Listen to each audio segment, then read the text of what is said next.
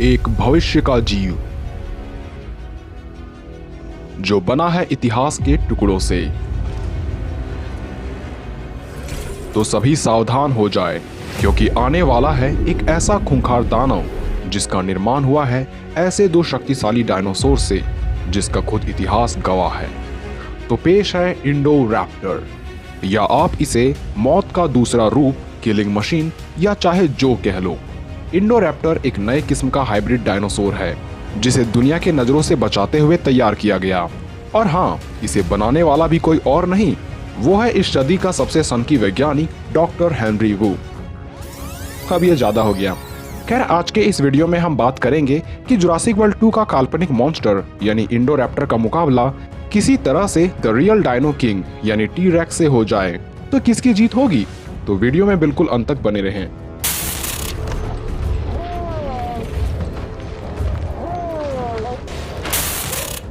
Indominus racks के creation के बाद डॉक्टर हेनरी वू को दुनिया से छिपा दिया जाता है ताकि ये मिलिट्री यूज के लिए एक नए हाइब्रिड डायनासोर को बना सके। एली मिल्स के चल रहे सीक्रेट मिशन के तहत इंडोमिनस रेक्स की एक हड्डी और वेलोसिरैप्टर के डीएनए को मिलाकर इंडोरैप्टर का निर्माण किया गया। इस डायनासोर को इंडोमिनस रेक्स से ज्यादा खतरनाक इसलिए कहा जाता है क्योंकि इसे कमांड देते ही ये अपने टारगेट को मार कर ही रहता है। हालांकि ये इंडोमिनस रेक्स से आकार में उसका आधा ही हो, लेकिन इसमें कई ऐसी खूबियां पाई जाती थी जो आयरेक्स के बराबर या कुछ हद तक उससे ज्यादा हुआ करती थी। इंडोरैप्टर के काले त्वचा में गोल्डन या नारंगी रंग की दो धारियां मौजूद थी जो इसे बेहद ही डरावना लुक देता था।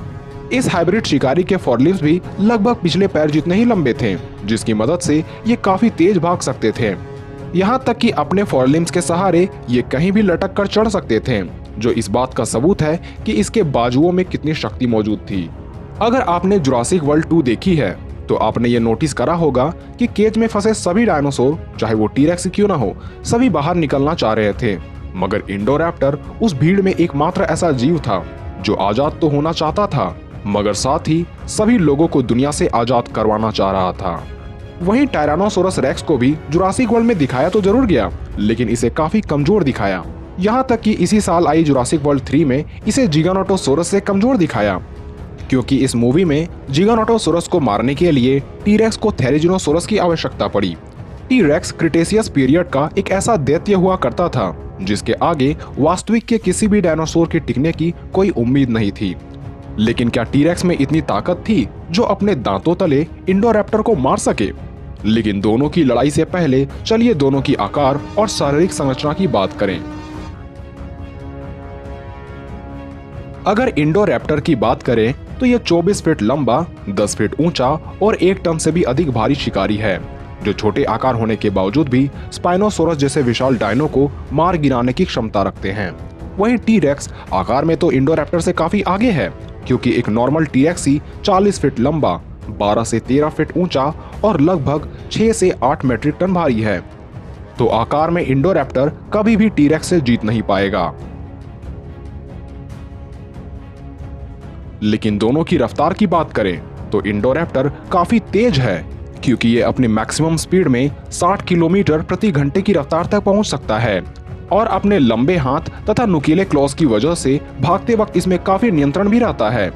वहीं भारी शरीर तथा छोटे फोरलिम्स के कारण टी-रेक्स काफी धीमा है, क्योंकि इसकी रफ्तार मात्र 27 किलोमीटर प्रति घंटे की है।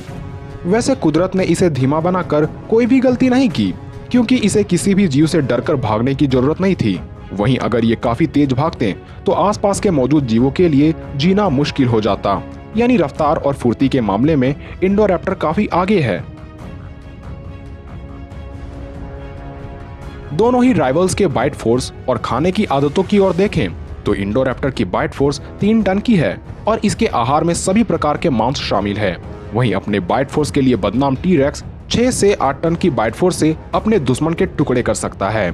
ऊपर से इसके 60 की संख्या में 20 सेंटीमीटर लंबे दांत इसे बेहद ही घातक और शक्तिशाली बनाती है। यानी बाइट फोर्स में इंडोरैप्टर टी-रेक्स से काफी पीछे है। दोनों ही शिकारियों की इंटेलिजेंस की बात करें तो कोई भी दुश्मन किसी से कम नहीं है, क्योंकि टी-रेक्स ने धरती पर लाखों सालों तक राज किया, इसलिए शिकार करना इसे कोई सिखा नहीं सकता।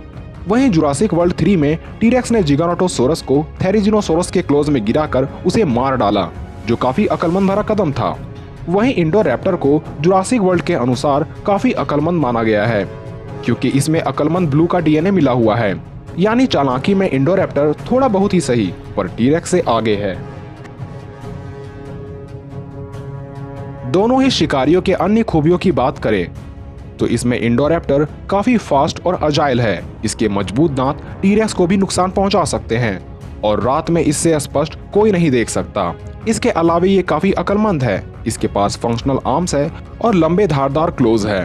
वहीं टीरेक्स की बात करें तो इसके पास है इसका विशालकाय शरीर, शक्तिशाली बाइट फोर्स, ज्यादा फाइटिंग एक्सपीरियंस और बाइनोक्यूलर विजन। वहीं दोनों के पास कुछ खामियां भी मौजूद है, जैसे कि इंडोरैप्टर को कमांड मिलते ही ये पागल हो जाता है और इसी पागलपन की वजह से ब्लू ने इसे काफी आसानी से मार दिया, या यूं कह ले कि ट्राइसेराटॉप्स के सींग ने इसे मार डाला। वहीं टीरेक्स की धीमी रफ्तार और छोटे आर्म्स इसके लिए घातक साबित होगा। लेकिन अगर ये बैटल रात के वक्त ना होकर दिन के वक्त हुई तो कुछ देर ही सही, थोड़े बहुत चोट ही सही, पर टीरेक्स इंडोरैप्टर को मार डालेगा। खैर, इस पर आप अपनी राय हमें कमेंट में लिख सकते हैं। तो मिलते हैं अगले वीडियो में।